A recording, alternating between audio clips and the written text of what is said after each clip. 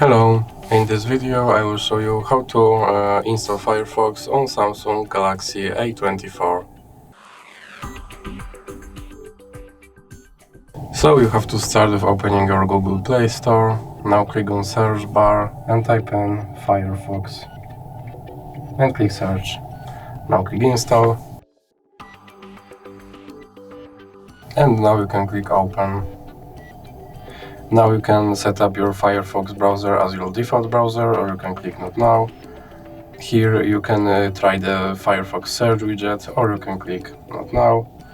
And now you can set up notifications from this browser, or you can click not now. And now your Firefox browser is set up. So that's it for this video. If you liked it, please remember to leave a like and subscribe.